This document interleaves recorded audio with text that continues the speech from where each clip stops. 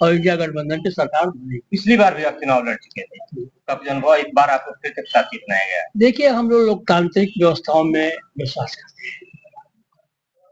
ऐसा नहीं है कि हम अपने हत्या के डर से हम प्रांगण से बाहर आ गए।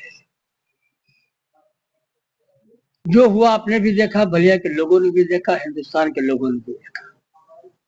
हम तो आपके जीते हुए प्रत्याशी थे, लेकिन हिंदुस्तान में जो संस्थाएं होती थी, जैसे आयोग, चुनाव आयोग की बात कर रहे हैं, ये निष्पक्ष हुआ करते थे। लोगों के, अधिकारियों के मन में जब आचार संहिता लगता था, तो सभी अधिकारी पूरा हिंदुस्तान के डर जाते थे कि अब हमारे ऊपर जो है हुकूमत का डंडा नहीं चलेगा, अब हमारे ऊपर आयोग का डंडा चलेगा। चुनाव जो है आयोग के देख रेख में, लेकिन भारतीय जनता पार्टी की सरकार थी, उसमें भी भारतीय जनता पार्टी सरकार के लोग यहाँ का कलेक्टर दबाव में आ गया और उसने हमारे रिजल्ट को बदलवाने का काम किया। मैंने स्वीकार कर लिया अपने हार को, इसलिए कि हम उस व्यवस्था को अपमानित नहीं करना चाहते थे। लोकतांत्रिक प्रणाली जो हमारी है, उसमें हम आयोग को जो है चुनौती नहीं देना चाहते थे, इसलिए कि आयोग का जो है विश्वास जनता में कम हो जाएगा। लेकिन उसके बावजूद भी जब हम बाहर आ रहे थे, तो सरकार के पक्ष के लोगों द्वारा मेरे ऊपर लाठी डंडों से वार किया गया, जिसमें मेरे गाड़ी के शीशे फूटे। आप लोगों ने अपने आंख से देखने का था। अब इस बार कह रहे उस बार ऐसा हुआ था, इस बार क्या होगा। इस बार हम संकल्प के साथ आए हैं कि अगर जनता द्वारा हम चुनाव हरा दिए गए, तो जनता का अभिवादन करते हुए मैं काउंटिंग स्थल से बाहर आ जाऊंगा।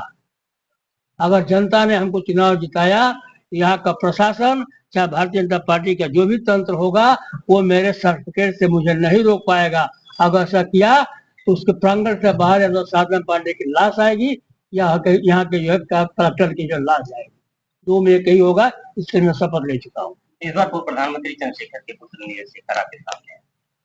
पूर्व प्रधानमंत्री चंद्रशेखर जी समाजवादी थे, वो भारतीय जनता पार्टी कभी भी नहीं रहे। आपको याद होगा कि जब भारतीय जनता पार्टी के सवाल पर अटल बिहारी वाजपेयी की सरकार के मोहम्मद शामिल करने का सवाल था, तो समाजवादी प्रधानमंत्री आदि चंद्रशेखर जी ने उस सरकार को गिराने का, जब तक वो समाजवादी विचारों के रहे हैं, तब तक हमारे नेता उनको समर्थन देने का काम किया और आजीवन समर्थन दिया। और उनका न रहने पर भी हमारे नेता ने जो है उनके बेटे को अपना बेटा मान करके दो बार सांसद बनाने का काम किया। अब वो भारतीय जनता पार्टी से लड़ रहे हैं, वो समाजवादी पार्टी से नहीं लड़ रहे। अब उनका कुछ भी नहीं बचा है। भारतीय जनता पार्टी का जो होगा उनको मिलेगा। भारतीय जनता पार्टी के लोग जो है उनको चाहते होंगे तो उनको वोट देने का काम करेंगे। देखिए, अब विकास की बात मैं सुन रहा हूँ बहुत दिनों से कि बलिया का विकास बहुत हो गया है। अगर बलिया के विकास हुआ होता तो 2017 से पहले समाजवादी पार्टी की सरकार थी, और समाजवादी पार्टी की सरकार में देश के जो है समाजवादी प्रधानमंत्री श्री चंद्रशेखर जी के नाम पर विश्वविद्यालय बलिया को दिया गया।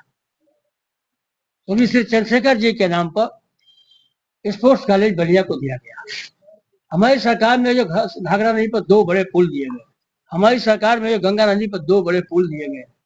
उन 2019 तक आदरणीय नीरज शेखर जी समाजवादी पार्टी के सांसद थे, और 2019 से लेकर के 2024 तक वो अभी भारतीय जनता पार्टी के राज्यसभा सदस्य हैं। क्योंकि प्रदेश में भी सरकार है और केंद्र में भी सरकार है। अब वो क्या चाहते हैं और कौन सी ताकत चाहते हैं कि बलिया के विकास करने की बात कर रहे हैं। उनके बस का जो है न बलिया है और न बलिया का विकास है और न राजनीति है।